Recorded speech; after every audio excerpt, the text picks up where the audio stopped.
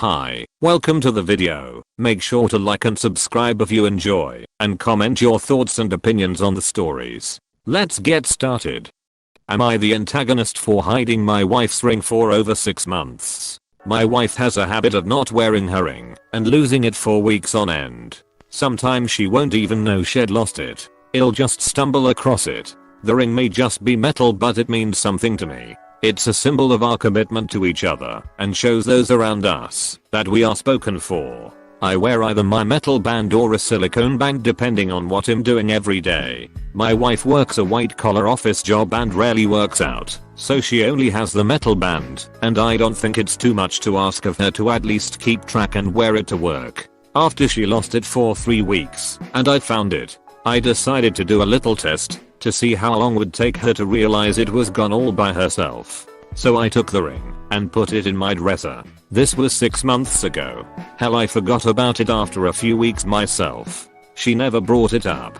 Not once did she ever show that she was looking for it or tell me she couldn't find it. She completely forgot about her ring. A few days ago, I found the bag I put it in while cleaning out my dresser. I remember and brought it up to her. I said I hadn't seen her wear her ring in a while and asked if she lost it again. She said she hadn't and had been keeping it in her car to wear at work and not lose it. I then showed her the bag and told her that was impossible. She then turned this on to me. She said I was a massive asshole for stealing her ring. I said that she obviously didn't even care enough about it to look or notice and lied to me about having it. She said I was playing a sick kind game and that I was in the wrong. Am I the antagonist? It's almost hilariously ironic that you criticize your wife for forgetting her engagement ring, but when you deliberately hide it, you actually forget about it. To talk about your concerns, you two need to go to counseling. You have the right to feel hurt, but you must handle your emotions in a healthy way. Comment by team member Charlie. Now for the top comments. Some people just aren't jewelry people. It isn't necessarily an indictment of your relationship. That said, her defensiveness doesn't help. You both need to quit being immature brats and have an adult conversation about your feelings. Exactly. And I know some people who just don't like the feeling of a ring. My cousin has an actual wedding ring, but is a nurse and doesn't like wearing it, especially in the gloves. So she has the ring she wears to fancy events, but also got a simple pendant necklace with her husband so that she can wear that instead because she prefers it. I know people who got a tattoo on that finger of the date. People who have something else to symbolize their marriage in a way that is more comfortable for them. Op and wife just need to grow up and discuss it like adults. There's a whole range of compromises that might work. Have you ever considered getting a different symbol to represent your commitment? Wearing a ring is uncomfortable for a ton of people. Communication is always better than punishment. Edit. TL. Doctor, I think everyone sucks here. You'll need to have a chat. I'm an artist and homemaker and constantly remove my ring to keep it safe. When my fiance finds it forgotten on its stand, he brings it to me and makes a romantic show of putting it back on my hand. That insecurity isn't about the ring. I propose to my husband with his ring every time I find it somewhere other than his finger. He still says yes every time. He'll sometimes take it off if his fingers are swelling or whatever when we're out, and I'll wear it instead for a while. This isn't about the ring. Am I the antagonist for not paying rent if I'm not living home? I'm a 24-year-old woman living with my single mom and siblings, brother 28 and younger brother 21. Younger brother doesn't pay rent. As soon as I graduated college, I was paying $500 in rent at the age of 20. And on top of that, I put in about $5,000 last year in the house towards renovations. If anything in the house needs fixing, I contribute to it. Out of all my siblings, I have been paying rent the longest. My older brother started paying rent at 24. I was off of work for almost a year this year due to being put on a leave of absence from my workplace, and on top of that I had to buy a new car. Sadly, I ended up accumulating $30,000 in debt. Recently I was able to find a job that would pay me $55 an hour and also pay for my living accommodation in another city 2 hours away, which I would have to work with the company for at least a minimum of 3 months, and if everything goes well I'll probably stay longer. By me working there I do plan on paying off my debt, and on top of that I need to come up with $4,000 by the end of the year to put into our RSP. My mom says the mortgage for the house is going up, and my mom says that she is going to raise the rent and still expects me to pay, even though I'll be living in another city for the time being. But I really don't want to pay for rent because I really need to pay off my debt, and on top of that I won't even be living here. I just feel like it's unfair. Am I the antagonist for not wanting to pay rent? I'm glad to help out my mom once I figure my finances, but for now I really have to get myself together first. You shouldn't have to pay rent if you don't reside at your mother's house. If you still have things in your old room, a storage cost can be necessary. You are not required to make any payments until you have totally moved out. Comment by team member Alex. Now for the top comments. NTA, you don't have to pay rent if you're not living in a particular place. However, if your stuff is staying there, you are considered to still be living there, whether you're physically present or not. Either move all your stuff out or work out a storage fee with your mother. I was gonna say more info needed, because if she either expects to store things or for her mum to keep her room in case she has to come home, she's gonna have to pay for the room. If not, she doesn't pay rent and mum can take in a lodger. NTA, move everything out when you go and don't pay toward their household expenses any longer. The 3 adults remaining in the house can pay the mortgage. Your mom can rent out your old room, or she could consider selling the house to downsize. Your family doesn't need your support. They may want it, but it's okay for them to take care of themselves. Am I the antagonist for using my husband's car to get to work after he tricked me into going to his family's BBQ party? I, F33, am a nurse. I have a very busy schedule. It's been absolutely crazy the past couple of years. My husband, M36, works an office job, and because he's a family-oriented type of guy, he always hangs put with his family. His family live on a ranch in the middle of literally nowhere. It's a hassle to go there, and due to my work nature, I don't go to most of their functions. I do, however, make sure to attend the big ones. Last week, his family wanted to host a BBQ party. He wanted me to go with him so badly, since all his brothers were bringing their wives, and since they mocked him for coming alone in the past. I said sorry, but I had a shift to cover. He begged, suggested I swap shifts with other nurses who are my friends, and even called them all to beg them to cover for me. I grew irritated and told him to stop it. He sulked for a whole day, then dropped it. In the morning, and hours before my shift, I discovered that my car's tires were out of air. My husband offered to drive me to the hospital at 4 PM and I agreed. I got ready and we got in the car, but instead of taking me to the hospital, he drove me straight to his family's ranch. I was dumbfounded and angry after he said he tricked me into attending this BBQ and that I had to suck it up and set this shift out. I was so mad I didn't know what to say. We got to the ranch and I sat outside fuming. I waited and saw I still had time to make it to the hospital if I figured out a way to get there. I watched my husband go inside, leaving his keychain next to me, right where he was sitting. I took it and rushed to the back where all cars were parked, got into the car and drove off. His dad saw me and told him. He started calling my phone relentlessly till I turned it off. I got to the hospital in time, but didn't dare turn my phone on till it was past 8 PM. I opened it and saw tons of angry messages from him berating me, calling me horrible and a manipulator. I got on the phone with him and he yelled about the awful stunt I pulled and bailing from the party and making him look bad in front of his family. He then calmed down and said that he now knows that work is more important to me and that he won't ever trust me after he basically stole his car and ran with it. We've been on terrible terms since then. His family are also mad, but I haven't spoken to them about it yet nor calcified anything. Am I the antagonist for what I did? I was desperate and worried that messing my shift might cost me my job. It takes a lot of effort and dedication to be a nurse. What your husband did was despicably dishonest and low. He put your job at danger for a pointless barbecue that you already indicated you couldn't attend because of how he seems to his family. Comment by team member Cody. Now for the top comments. NTA, I mean, we are pretty sure he deflated your tires as part of the sneaky plan. to get you to his family's BBQ, right? And he's calling you the manipulator? This doesn't sound like a healthy relationship at all. Not to mention how many lines he crossed calling her cowhawkers to cover her shift for a stupid BBQ. He's so manipulative, it's insane. NTA, I'm sorry. He called you manipulative? The person that lied to your face to get you to do what he wants to do. On top of this, he prioritizes his leisure time over your career. Don't you dare apologize to him. Feel free to leave him. AITA, I'm assuming it was him that let the air out of your tires. 2. You need to get away from this guy.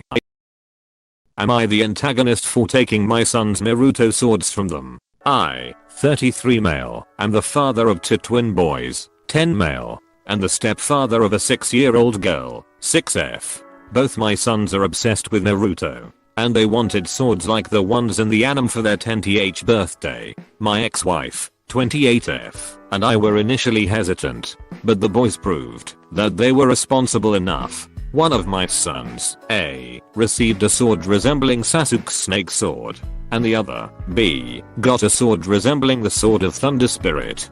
However, my sons are over at my house for the long weekend, and they decided to bring their swords with them. We made it clear to A and B that under no circumstances could they show their stepsister their swords, but they both did anyway. This immediately became a problem because my stepdaughter, 6F, was interested in the swords and wanted to play with them. Because of some incidents that happened recently, my wife, 24F, and I were in firm agreement that my stepdaughter cannot be trusted around swords. This would be bad enough, but it created even more of a problem today when my wife, stepdaughter, sons, and I drove into the city to visit Millennium Park. We thought we made it clear that they could not bring their swords with them, but B snuck his in his backpack. Then, he wanted me to take a picture of him with his sword in front of the beam. I told him he had to put it away immediately because there were cops around. It's been sharpened, so they might consider that a weapon.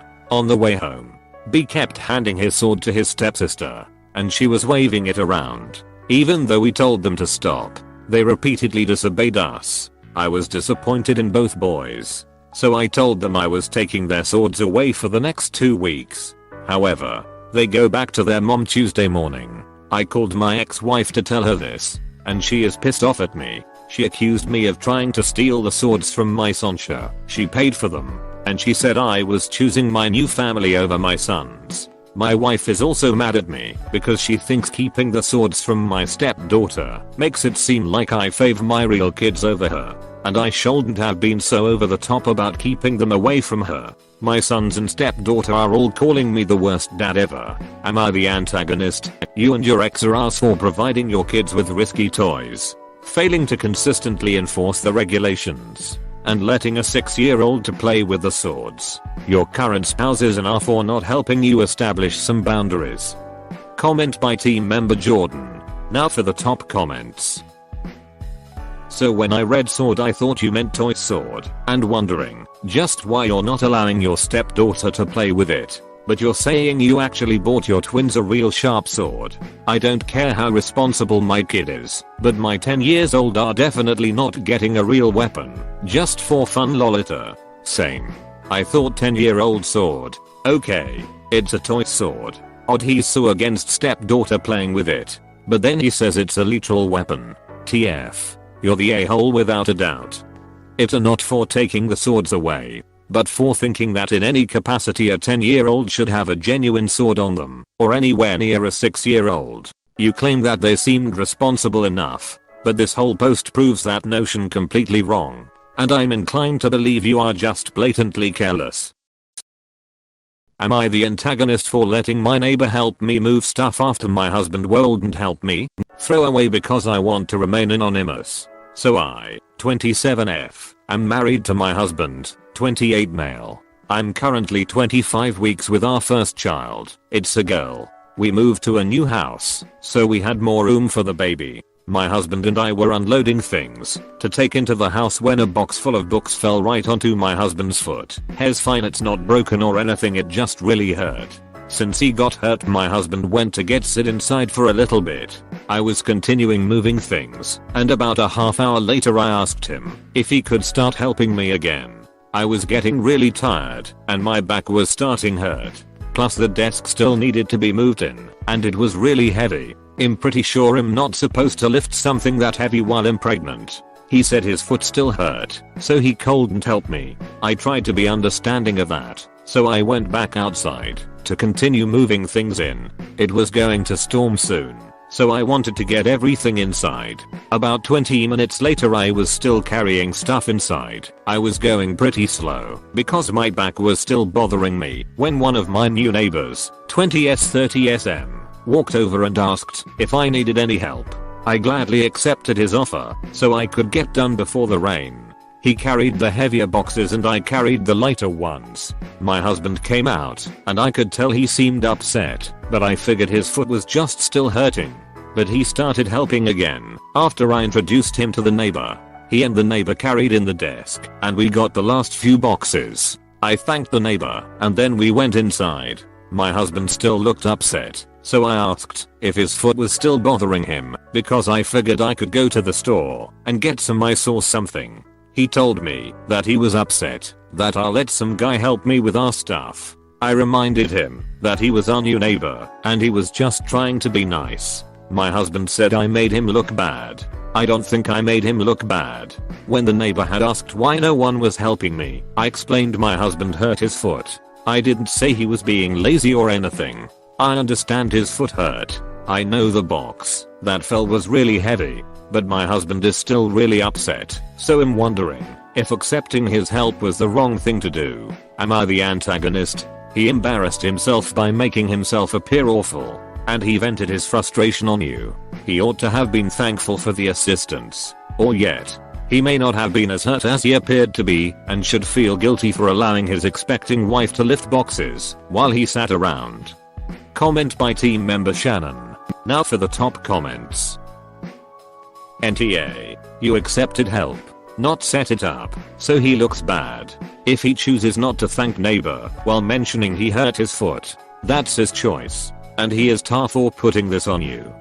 Yeah, her husband is definitely tar, who leaves for an hour to nurse an injured foot that isn't broken while his spouse is pregnant and finishing the rest of the move. Yes, I get that it was heavy, but when I stub my toe or drop something on it, I take a 10-minute break before I suck it up and go back to whatever I was doing before. However, I also understand that foot pain is always the worst, so I get the 30 minutes if it was really bad, but an entire hour while again, I say, pregnant wife is moving materials into the house means you can't be upset when a neighbor is kind enough to help out. AITA, not the a-hole. NTA. If his foot was really bad he would have been grateful for the neighbor's help, not moaning that it made him look bad. Made me look bad actually means made me feel guilty. I hope he bucks his ideas up before the baby comes.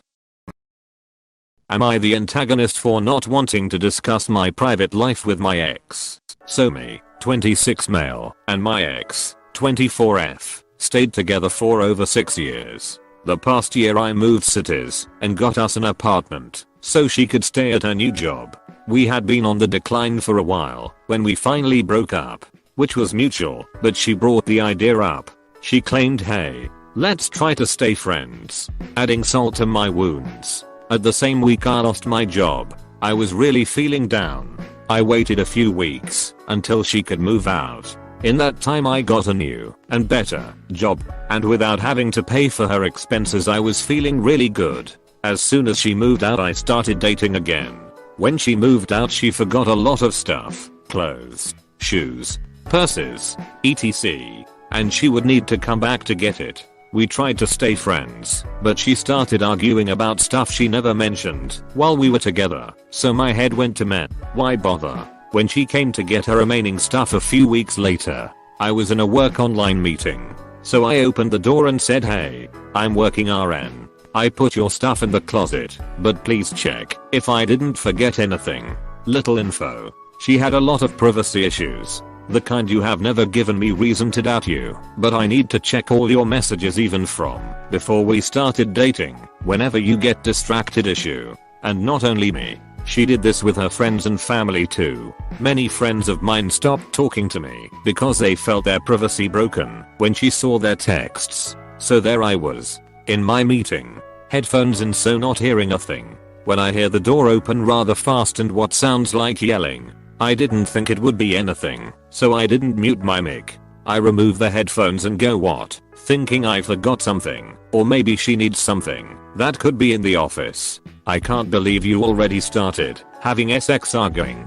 You were only waiting for me to leave. Scumbag. It seems she was rummaging through my stuff and found my condoms. The whole meeting heard, and I was still working, so I just went, you are not part of my life anymore. I don't owe you an explanation or some kind of celibacy wait time. I have to work. I don't have time to deal with you. You know where the door is. The meeting ended soon after, and I actually walked her to the door because she was still looking for her stuff. But no word was spoken. Am I the antagonist? NTA. You have shown good limits, and the two of you are definitely not friends. You should replace your locks immediately if she still has the keys to your home. Comment by team member Shannon. Now for the top comments. NTA, that sounds mortifying, and I'm sorry you experienced that. OMG. Yes, you should have muted, but you're the victim here to an ill-mannered ex. She's not your friend. She's not anything to you. Anytime she tries to be friendly, remember that moment she put you on blast in the middle of a work meeting. I've been trying to internalize that, because I always felt very responsible for her. She has eating disorders, depression, anxiety, panic attacks, intrusive thoughts, full package, and maybe that's why I was so open to just let her in and etc. I would probably have broke things up a long time ago if it wasn't for that. NTA. But she's your ex. Don't let her into your apartment. Put her stuff in a box and hand it to her at the door. This was an incredibly unprofessional display in your meeting. It was her fault. But you kind of invited it. Cut ties and apologize to your coworkers.